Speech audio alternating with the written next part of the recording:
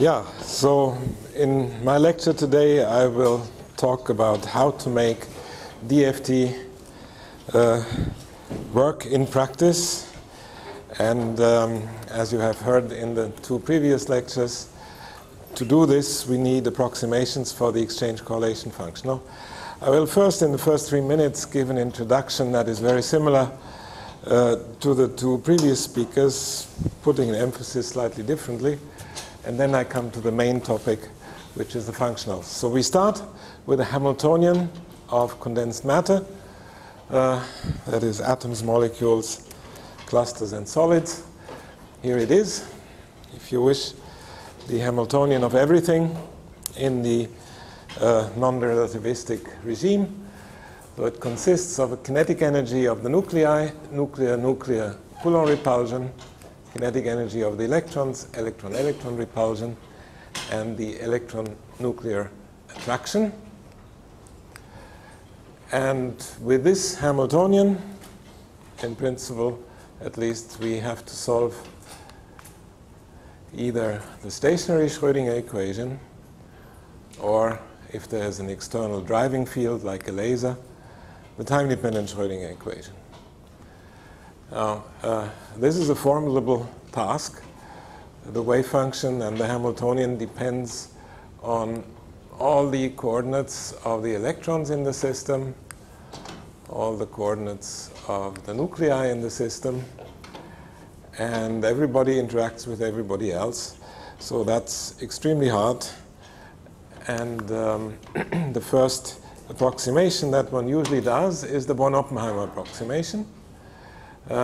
And this is obtained by neglecting in this Hamiltonian the nuclear kinetic energy.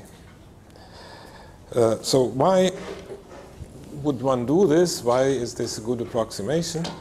Well, one way of saying it is the nuclear masses are so large compared to the electronic mass that nuclei usually move more slowly, and hence the electrons kind of instantaneously adjust to the momentary position of the nuclei. And this is what, in fact, this Hamiltonian embodies.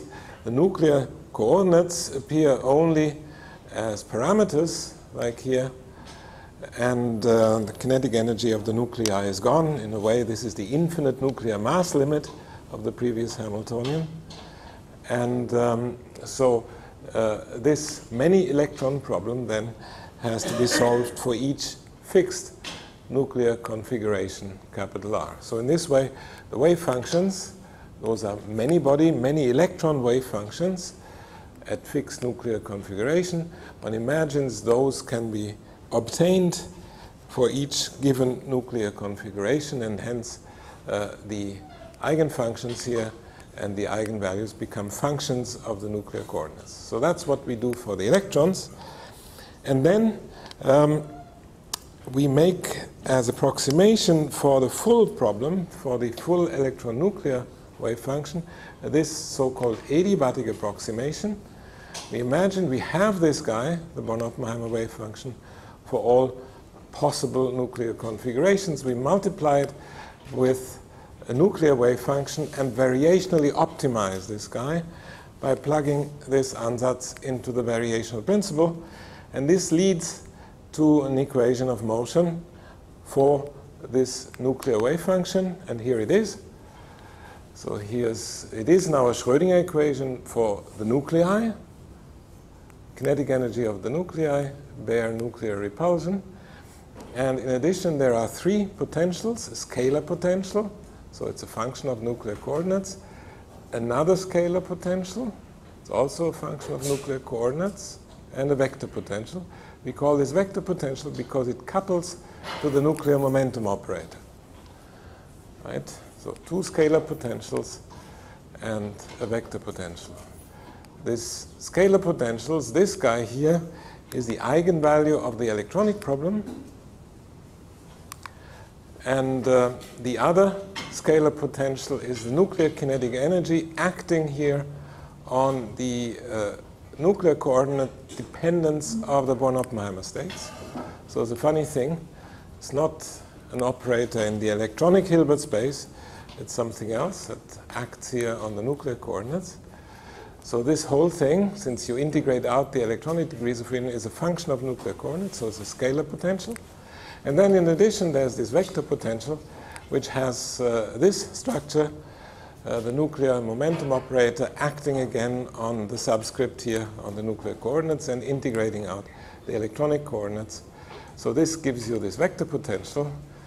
It's usually called a Berry connection because in some cases, when you integrate a loop integral, a closed loop in the nuclear configuration space, you may get a Berry phase, a geometric phase. So this is a very interesting object. Whole books have been written about this. They correspond to topological features of molecules, these Berry phases. And but this guy is also important if, and many of you will actually have solved this equation, if you expand this potential, the scalar potential, and this one to second order around the nuclear equilibrium positions, right? To second order means that the Hamiltonian then, if you neglect the vector potential, reduces to a harmonic oscillator potential, gives you the phonon spectrum of the system. So a very important equation, but as input we need this total electronic energy and this vector potential as function of nuclear coordinates. So that's then the electronic structure problem, and this is what I will focus on. I should mention that after all, this is an approximation, right? This is not the full problem that I had on the first transparency anymore. This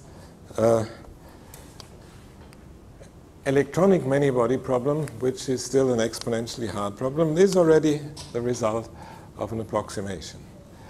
One can overcome this, and I just mentioned that at this point, if there's time at the end, which is unlikely, I might say a little more about this. One can make this adiabatic form of the full electron-nuclear wave function, one can make this exact by requiring not anymore that this is a Born-Oppenheimer state, but something more general. And one can then, first of all, prove that this is an exact representation of the full electron-nuclear wave function.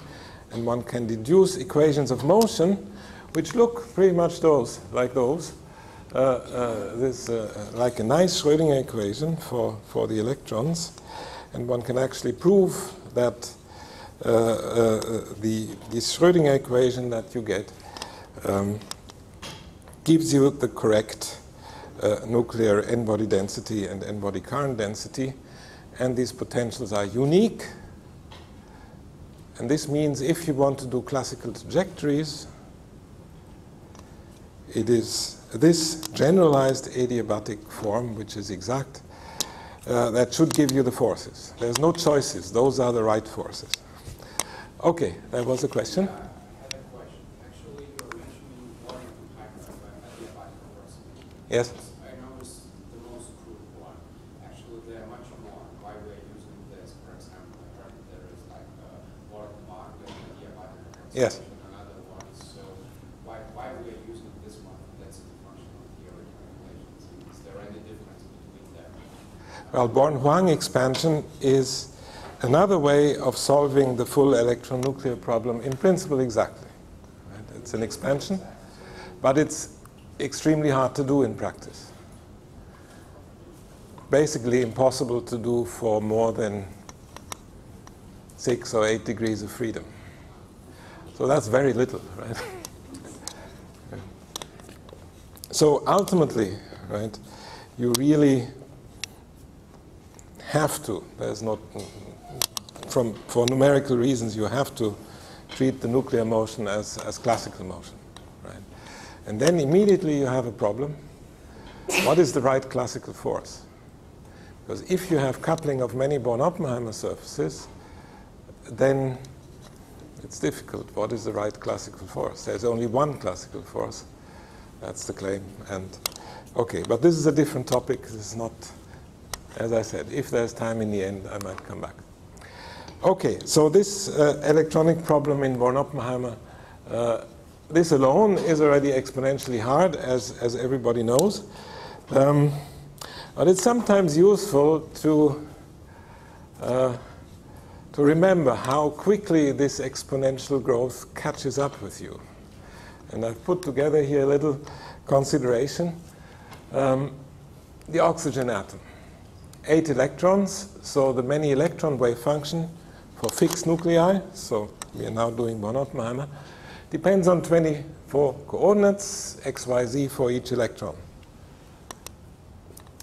Okay, so this means it's a very big space, and let's assume we have a super hypercomputer by which we could actually calculate this wave function by solving the Schrodinger equation. And let's imagine we want to store it somehow on DVDs or disks, it doesn't really matter. So let's imagine we make a big table of the wave function. So how would you do this? Well, the most primitive way of doing this is to just discretize space, right? And just store the wave functions at these discrete points, right? So let's think of one particle, hydrogen atom, right? So we have x, y, z, and let's say we discretize in x direction 10 points in space, y direction 10, z direction 10. So this is 10 times 10 times 10, 1,000 points on which we have to store the wave function. Now let's take the next step, helium. So that's x, y, z for the first electron, x, y, z for the second electron. That's 10 times 10 times 10, and another times 10 times 10, and so on. That's 10 to the 6. So since here the wave function depends on 24 coordinates, it's 10 to the 24 entries for this table. Let's be modest. So 1 byte per entry is 10 to the 24 bytes.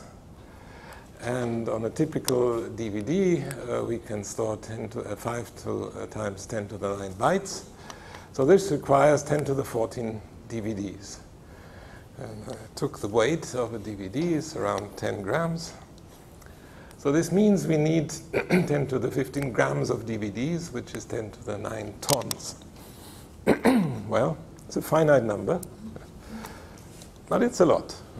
Put all the cars and trucks that exist in Europe on one heap and outweigh it with DVDs. Now, this is really the full wave function, right? But it's a very small system, just oxygen. Who is interested in the oxygen atom? Right? We want to do big molecules, proteins, and so on. And it's easy to see that the weight of DVDs that you need for a protein exceeds the weight of the universe. So it's a problem, really. But it's a problem only if you want the wave function at very high accuracy. Right? Usually this is not necessary. The wave function contains a lot of information, like n-body correlations, probability of finding one electron here, the next one there, the third one there, the fourth one there. Such n-body correlation functions are usually not needed. It's only if you want this very high-level information that you have this exponential growth. Usually, if you are more modest, if you want just an energy or so, and if you remember the expression for the total energy, it involves the two-body density matrix, so it's two-body correlations. So this might tell you that there's ways around it. Now, in view of this exponential problem, there's essentially two different classes of ab initio approaches. One class is called wave function approaches, and the philosophy there is, well, even though there's this exponential wall, let's try it anyways. And there's maybe these three most important ways of dealing with this: quantum Monte Carlo, configuration interaction, and tensor product decompositions. So that's one approach.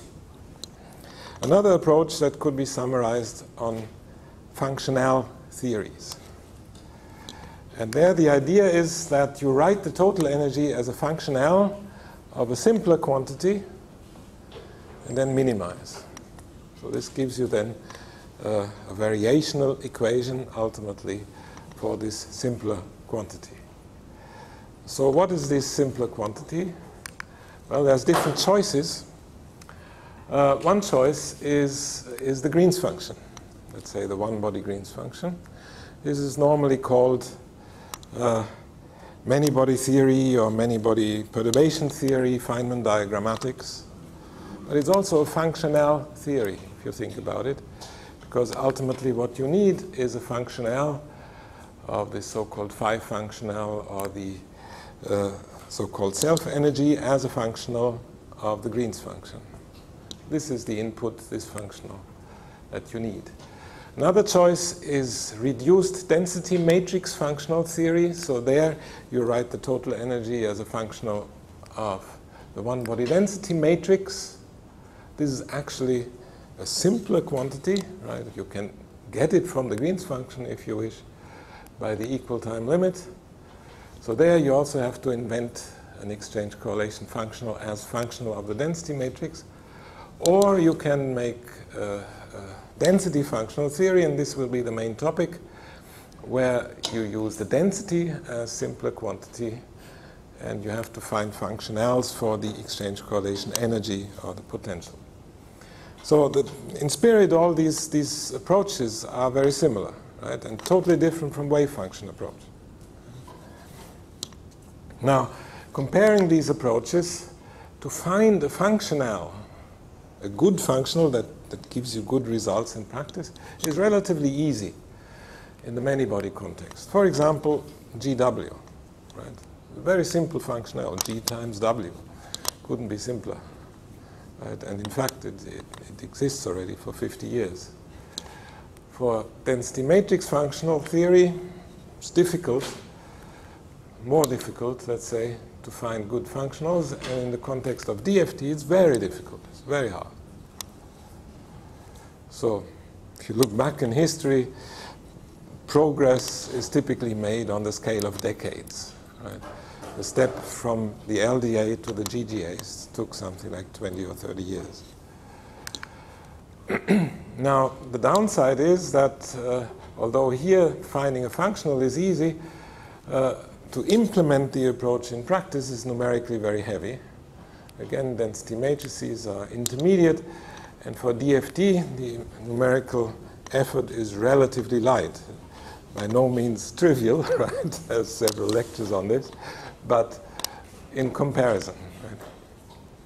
Okay, so this will be the topic of my talk, and Can I just ask, I think GW is not really good enough for many things, right? For sure. Absolutely. Not for total energies. And improving this is also very, very hard. Oh, yes, yes.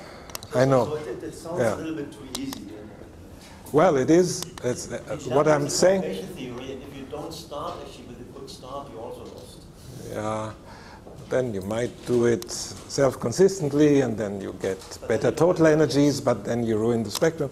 I know, yeah, but at least it's an approximation that is simple, right? Exists for 50 years, and it takes you quite far. I mean, for certain quantities, like quasi-particle spectrum, not involving spin, then it's okay.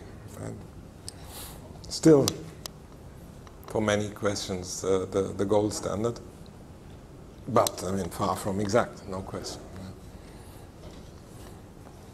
I mean, as you know, I live in an institute where 200 people are dealing with magnetism, and for magnetism, GW is just crap. It doesn't do anything. Yes, I'm well aware.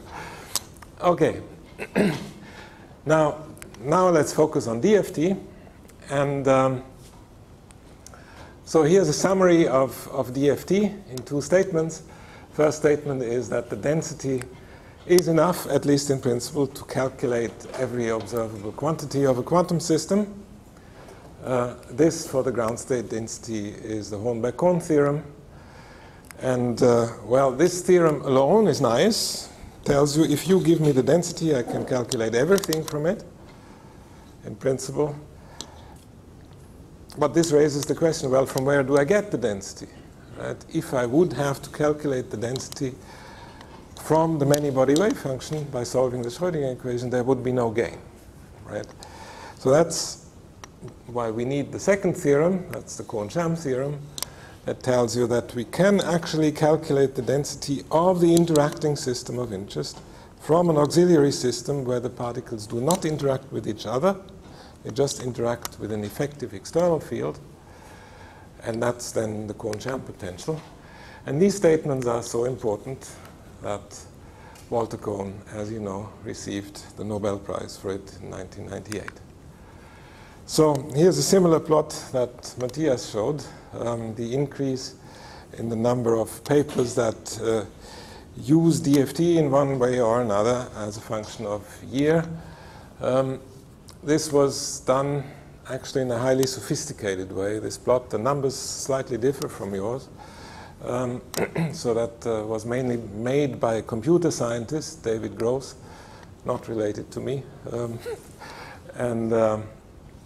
So kilo papers is here the numbers.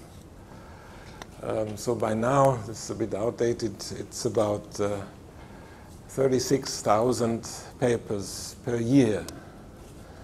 Just imagine what this number means, right? It's 100 per day, right? So this tells you, well, it's an enormously important and enormously successful theory.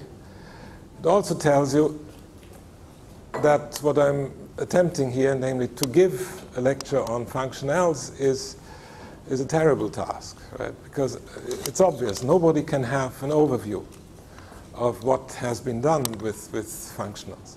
There's no way of knowing, right? So if you make statements like I will make very soon that this functional typically leads to errors of 2% or so, for sure there's somebody in the audience that will say, well, I have the system where this functional gives 50% error. So always happens. Right? And or if you say, well, this functional is good for that and not so good for other things, there will be someone in the audience and says, yeah, but for my systems it's totally different. So for sure. So it's kind of an impossible task, but I'll try anyways. Okay, here's the Hohenberg-Kohn theorem again. We have this one-to-one correspondence. We have a variational principle. And this functional consists of a universal part and the part that contains the external potential of the system that we actually want to calculate. So that's the nuclear potential. And we always talk about functionals here. So just to remind you what the functional actually is, right, we have a set of functions, in our case usually the densities. And to each function you assign a number. Right? That's called a functional. So a real valued functional, so that mapping is on the real numbers. There's a generalization of this term that we always use in the field of DFT, that this functional may depend on a set of parameters. Right? So which I put as an index here or in parentheses afterwards. That means that if you fix these parameters, then each function rho of r is mapped to a number, like here. But this number into which you map it depends on parameters. Right? There may be many parameters. So we say the potential is a functional of the density, or the Hohenberg-Kohn theorem says that the wave function is a functional of the density. Right? It depends on these parameters. Remember, usually we call this an operator. Right? If we map one function to another function, it's called an operator. But an operator is a special case of a functional, as you see here. That's why this field of mathematics is called functional analysis and not operator analysis. So functionals, that's the main thing. Okay, now here's something that is important to remember. When we say functional, this can be something very, very general. Right? If you just say, well, each function is mapped to a number. This can be, well, this is essentially, as Matthias called it, an algorithm. right? That we have to prescribe an algorithm that does that. Right? It's usually not something simple, like a function of rho of r or gradient rho of r. This is something much more general. And I'll give you an example for that. And that's the Hohenberg-Kohn map. There's this simple proof by reductio ad absurdum, something very abstract that tells you that given the density, you can calculate uniquely the potential. Actually, for non-interacting systems, you can make this as an easy, simple algorithm. And that algorithm is here on this slide. Right? You just start from the non-interacting Schrodinger equation, multiply it with phi star, you get this, and then you see you get sum over phi star squared, which is the density here multiplying the potential. We divide by that, we get this equation. Right? That's just the Schrodinger equation. Nothing happened, nothing. Still the Schrodinger equation. So now let's define an iterative procedure that gives you, for non-interacting systems, the potential whose orbitals will then give you the prescribed given density. So that's the task. Given the density, what's the potential that yields this? So we start with an initial potential, solve, let's say, LDI, solve the Schrodinger equation, get the orbitals, orbital energies, and plug these orbitals and orbital energies here in the right-hand side, and divide by the density, but we divide by the given density, right? This is always fixed. So then, for that reason, it defines a new potential. We solve the Schrodinger equation again with it, get orbitals, orbital energies, plug them in here, divide it by the given density, get a new potential, and iterate this until we converge. And then the converged result is the Hohenberg-Kohn map, explicitly. So it tells you, for example, if you have a good experiment that calculates the density, that measures the density, you can calculate the Kohn-Sham potential, the exact Kohn-Sham potential for it. No problem. Just this algorithm. And this means also that the orbitals that come from such a Schrodinger equation with a local potential can be viewed as functionals of the density, right? Because that's what you do here. You prescribe the density, you solve the Schrodinger equation, do this iteration procedure, get the potential, and get the orbitals. So the orbitals are functionals of the density. Okay, and here now finally the Kohn-Sham equation that you have seen, all of you, before. And so these equations yield the right density of the interacting system if you have the elusive exact functional here. And I quoted this place what Walter Kohn liked to say, that the Kohn-Sham equations are an exactification of the Hartree mean field equation. Exactification in the sense, and that's important to note, that the density that follows from these orbitals is the right density.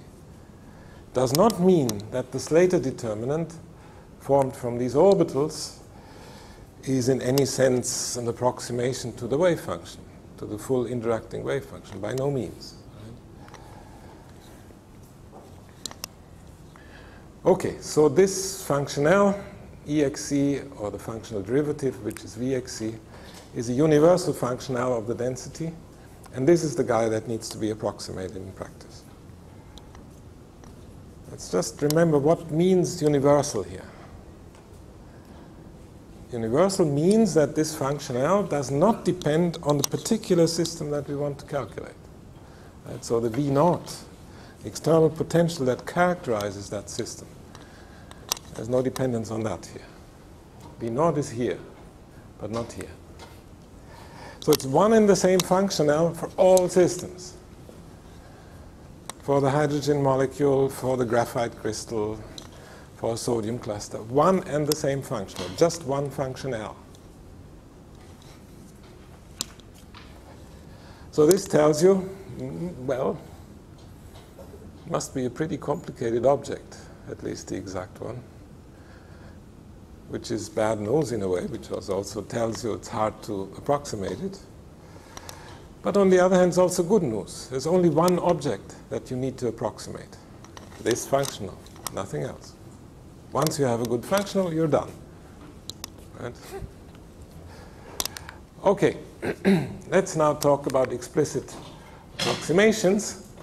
And, well, if you look at the size of the energy contributions, so here's this total energy expression, non-interacting kinetic energy, which is this usual kinetic energy expression with the density-dependent orbitals.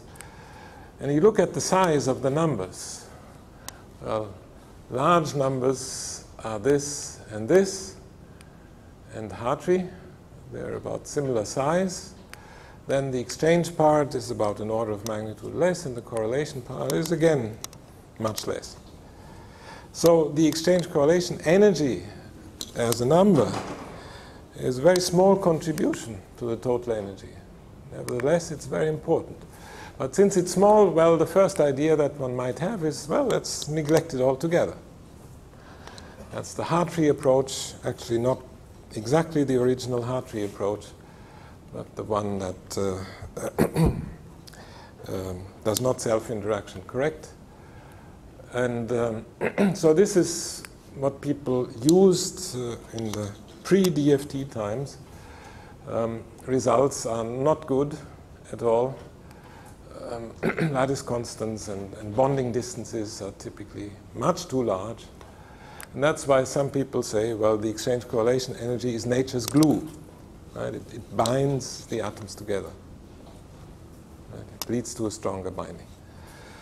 So then the next simpler approximation is the LDA. Here you use as input the exchange correlation energy as a function of the density. Right? So this object is the exchange correlation energy per particle of a uniform electron gas with density rho. And this object is known from Monte Carlo, from many-body theory, so that there exist approximations, parametrizations of it, so that you can consider as giving. So if you do that, you get, compared to Hartree, decent lattice constants, good phonons, surface energies of metals come out very well. So this was a major step forward, and that's why shortly after the invention of the LDA, essentially all solid-state physicists immediately accepted it.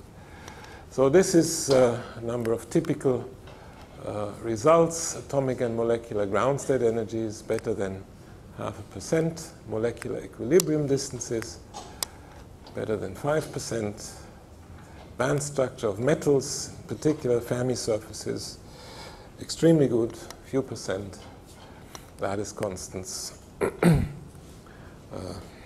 typically better than 2%. So that's rough numbers, but it's a guide. But there is a systematic error in LDA, namely that atomization energies are too large and bond length and lattice constants are too small. So this means that the LDA overbinds. It binds the atoms together too strongly. Nevertheless, these numbers, if you think about it, how crude and how simple this approximation is, right? It's kind of surprising. So naively, one would expect that the LDA works well only for systems that are weakly inhomogeneous. So clearly, for a homogeneous system, it becomes exact by construction. So weakly inhomogeneous is defined by these two conditions, that grad rho over rho should be less than the Fermi wave vector and less than the inverse Thomas Fermi screening length. But it is good, so these conditions are usually not satisfied everywhere in an atom or a molecule. So how come that it works for these strongly inhomogeneous systems like atoms still okay? I'm not saying it's brilliant, but it works okay. And the answer is that the LDA satisfies many exact constraints. So what is an exact constraint? That's a feature of the exact exchange correlation function L. Right? One can write down, and you will see such a representation, the full exact exchange correlation energy in terms of the many-body wave function. And from this way of writing it, one can deduce certain features of it. And it turns out that the LDA satisfies many of these features. So many of these exact features. Here I'm giving you a few. If you write the LDA functional in this way, in terms of the coupling constant average exchange correlation hole, what this is I'll come back to later. And then this object has to satisfy these constraints. So the integral over the exchange part is -1, integral over the correlation part is 0, and the exchange part is less than 0 everywhere. Those are important features. If you violate them, your functional will be crap. Okay, now still there's this systematic error in the LDA, and one would like to correct for that. The next generation of functionals are the so-called GGAs. Here the functional depends not only on the density at the local point R, integrated over, but also on the derivative. So this idea goes back, I think the first was Langreth and Mehl, then Becker, Perdue, Wang worked further on this, and currently the most used functional is, I guess, the PBE, the Perdue-Berkeley-Anserhoff functional. And how do you do this? How you construct a good functional? Well, it's this lesson that we have learned from LDA. You need to write down features of the exact functional, and in the construction of your approximate functional, you use those as constraints. So you try to satisfy as many such conditions as possible. This is a lesson that we have learned from LDA and also from the so-called gradient expansion. That's a nice way of writing the exchange correlation energy where you make a power expansion. So lowest order is LDA, then you get second order gradients, rho, then you get fourth order gradients and sixth order gradients. So it's nice and systematic, it appears. But if you truncate that series, results are much worse than LDA. And the reason for this is that you in fact violate this constraint. So this is what one understood. So it's important to satisfy that. And in fact, the first GGAs arose from kind of a gradient expansion, but then enforcing on top of that this condition, these three conditions. So it's known as real space cutoff. You cut off those parts of NX that are wrong, and then you get a decent result. Okay, now I'm not writing down here the parametrizations, by the way. You don't learn much of this, so you can look it up in the literature. Parametrizations, that's a second step. But the important thing is to know which constraints to satisfy.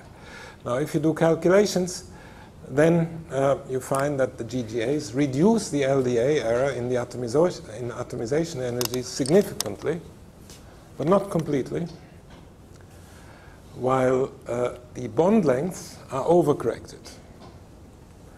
So in GGA, bond lengths tend to be too large compared with experiment, while the atomization energies still are too large.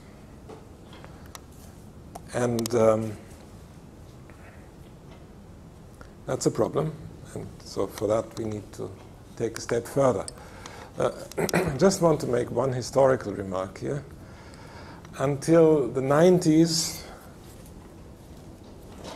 no decent chemist would ever use DFT. And the reason, well, rightly so, was that results with the LDA, in particular the bonding distances, were just not good enough for chemical purposes. Right? It was only the development of the GGAs that convinced the community of chemists that DFT is useful, and it was this one paper that did this job. So their comparison of 32 molecules was compiled. That's all the neutral diatomics that you can form from first row atoms, and you include H2 as well. And you calculate the atomization energies with these two functionals, Becker 88 functional and the LDA in Bosco-Wilk-Noziere, or here the Becker 88 with the LYP functional. And you compare the mean deviation from experiment and the mean absolute deviation, let's say with Hartree-Fock, and also with Möller-Plessis-Tooth, so that's second order perturbation theory, and results are much better. So in a theory that has an equation, the Kohn-Sham equation, that's actually easier in some sense than the Hartree-Fock equation, you get much better results. And this appeared like a miracle, but since John Popel was a very influential person, many people after this paper tried it out, and it was really this paper that got the stone rolling that ultimately led to the Nobel Prize for both Popel and Walter Kohn. But there are limitations. First of all, LDA and GGAs contain spurious self-interactions. So what is a self-interaction? Imagine the Hartree energy, rho of R prime divided by R minus R prime. And imagine each rho of R prime written in terms of Kohn-Sham orbitals. Then you have an interaction of phi 1 squared with phi 1 squared, with itself. That's called a self-interaction. Such terms should not be there, and they're in Hartree-Fock cancelled by self-exchange. But in approximate functionals, this cancellation doesn't happen, or happens only approximately. And this so-called self-interaction error has a number of consequences. Like for finite systems, there are no Rydberg states, no Rydberg series. Negative atomic ions typically are not bound. So small, very small systems, negative ions are not bound. This is because the asymptotic form of LDAs and GGAs is such that it does not decrease correctly as 1 over R. That's another feature of the exact functional. For finite systems, it should decay like 1 over R. In LDA, GGA, it does not. And ionization potentials tend to be too small if you calculate them from the highest occupied orbital energy. Then dispersion forces are not described. I'm not going to talk about this. That will be a whole talk of its own. Band gaps, if you calculate them from the Kohn-Sham HOMO-LUMO gap, are too small, typically half, on the order of half of the experimental gap. And then there's this energy structure dilemma that I mentioned before, that atomization energies are too large in GGAs, but bond lengths are also too large. And to the best of my knowledge, there's no GGA that can fix both of these simultaneously. So there's this PBE Sol, one version of the PBE that improves atomization energies but makes bond lengths worse. So this is still a problem. And then there's another problem of totally different nature, that's so-called strong correlations, that certain solids, which are antiferromagnetic insulators in nature, are predicted to be metals in Kohn-Sham. I should say, from the fundamental point of view, that's not a problem. It may certainly be that the Kohn-Sham system is metallic,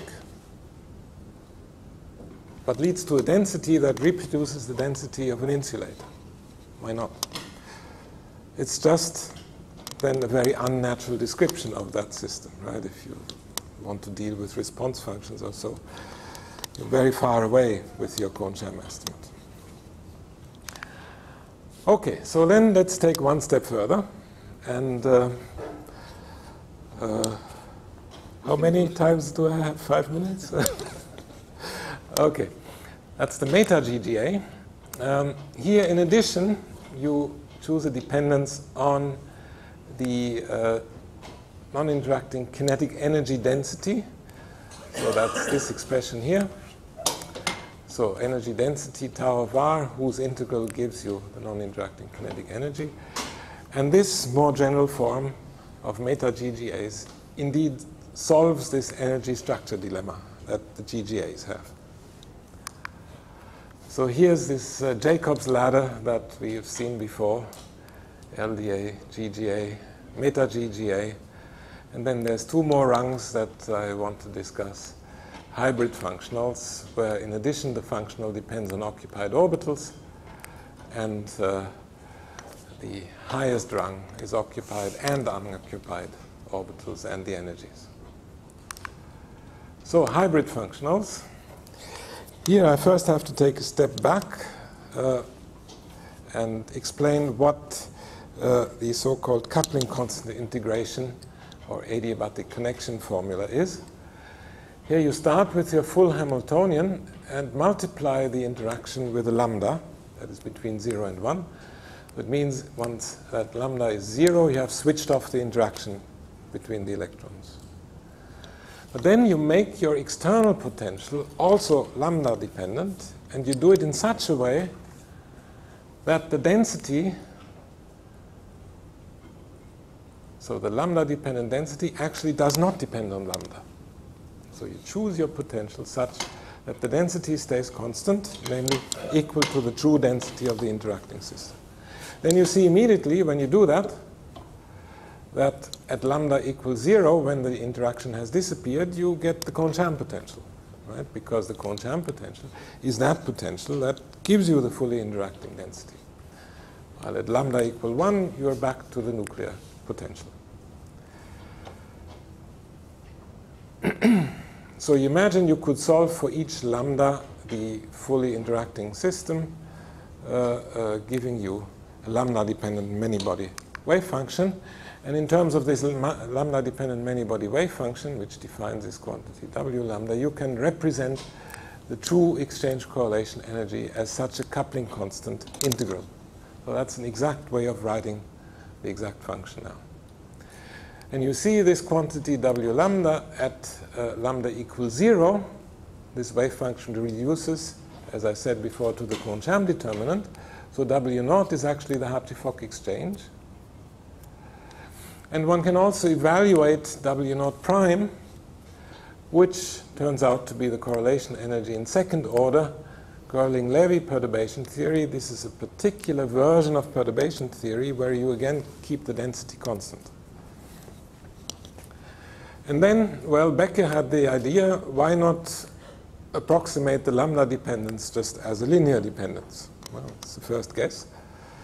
And then, if you do that, and this is the so-called Becker half and half functional, you do the integration and you get this expression for the exchange correlation energy, where W naught, as I said, is the exchange energy, and W1 is a correlation part that you treat with some, let's say, GGA. So then you get this functional that is a mixture of Hartree-Fock exchange and a density functional approximation. And there's, in the same spirit, several other functionals on the market. They're all called hybrids.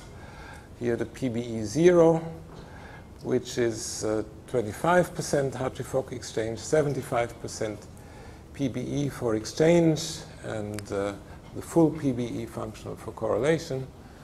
And there's the B3 lip functional, where you take certain fractions of LDA and GGA exchange.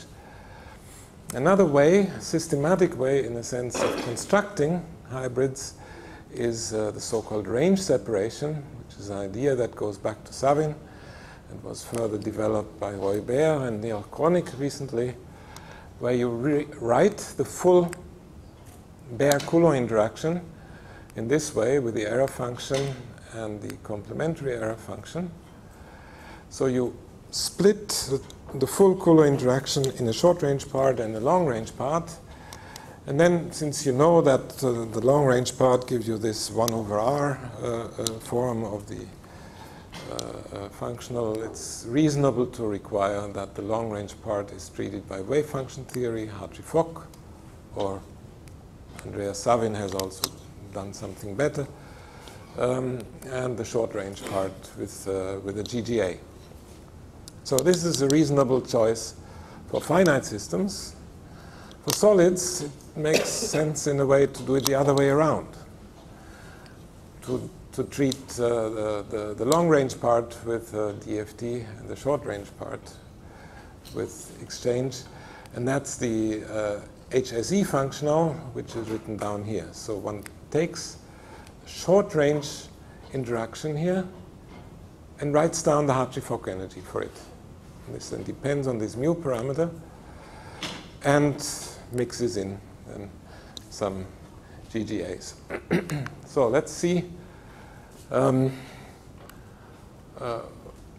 the final rung looks like. Here one could use perturbative expressions, MP2, that involve both occupied and unoccupied orbitals and orbital energies. RPA functional is of that kind.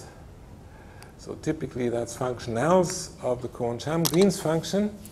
The Kohn-Sham Green's function itself is a functional of orbitals. So in this way, if you take your favorite perturbative expression, you can get functionals of orbitals. And you can go beyond RPA by including vertex corrections and other sophisticated things. For example, you could also put it together with linear response TD-DFT by using this expression. It's another exact way of writing the exchange correlation energy exactly as a coupling constant integral that involves the coupling constant dependent response function. And this you can get from linear response TD-DFT, and all you need is then an approximation for this kernel here. Plug this in here, and you get a beyond RPA functional. Now, that's the kind of functionals we have. Now, once we are given such a functional, what do we actually do with it?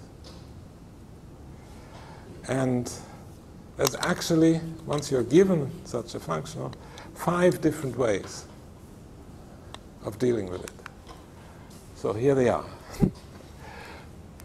First way is to use them non-self-consistently. So you're given that functional, and you do it post-LDA, post-GGA, or post-Hartree-Fock, let's say. You do a Hartree-Fock calculation for that system, and plug in the density and the orbitals of that Hartree-Fock calculation into the functional. So non-self-consistently. Usually that's not so bad, if you think about it. Why is that? Well, what you should do is to do a self-consistent calculation to get the true minimum of total energy, right? But it's the minimum that you're interested in. Now, at the minimum, the derivative is 0, right? It's flat. It means that if you're slightly at the side, it doesn't really matter so much, right? Deviations are quadratic. Okay, then, for example, Axel Becker, in all his constructions of functions, he never did a self-consistent calculation. Always post. Then, self-consistent Kohn-Sham calculation, but with an orbital functional.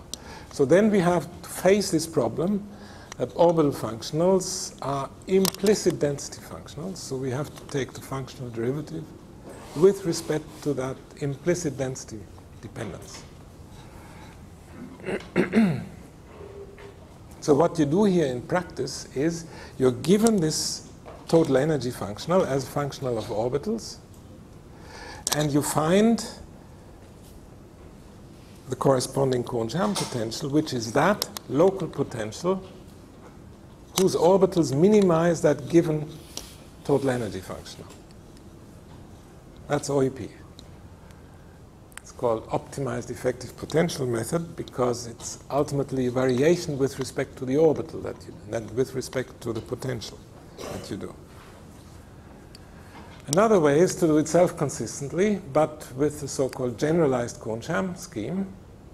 What you do there, given the total energy functional, you take the variationally best orbitals. So you just take the variation with respect to the orbitals. In this way, you usually get a non-local potential,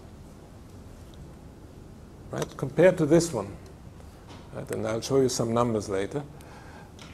Here, you do a restricted minimization. You restrict the orbitals to come from a local potential.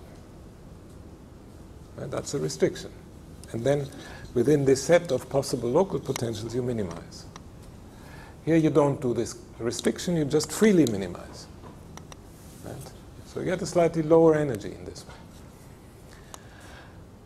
Okay, now there's another way which rests on the Guidopoulos variational principle. This targets a very it's not terribly well known, but it, I believe, deserves much more attention. It targets a very specific problem that you have with these two approaches sometimes, namely when your function L comes from a perturbative expression. So, like this MP2 things here that we had before, right? It's far away. Doesn't matter. So you have these energy denominators, right? Now what do you do if you want to minimize the total energy? Well, you find that potential that makes these energies almost degenerate, right? So you minimize to minus infinity for this type of functionals. You don't get this in Hartree-Fock, but for perturbative functionals, you go to minus infinity by choosing, bending your potential in such a way to make states degenerate. It's not what you want. This is called variational collapse. And this is avoided by this Guidopoulos variational principle.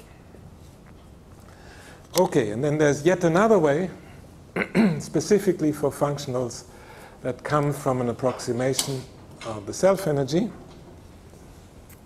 And this is not to minimize an energy, but rather to find that local potential whose density reproduces the density that comes from the Green's function. It's yet another way. All these schemes are different. Right? They really don't give the same numbers. Okay, this is numerically very cumbersome. Very few people have ever done this. We did this in some context for superconductors, but I won't have time to talk about that. So here is a big table, but you could talk an hour about this, comparing many different functionals. What I want to show you here, just that this left column is post B3 lip, and the right is post PBE, so a GGA and a hybrid functional. And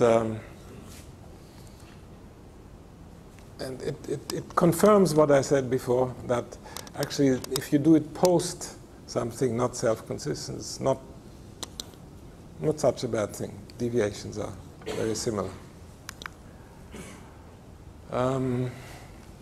Here's this OEP equation.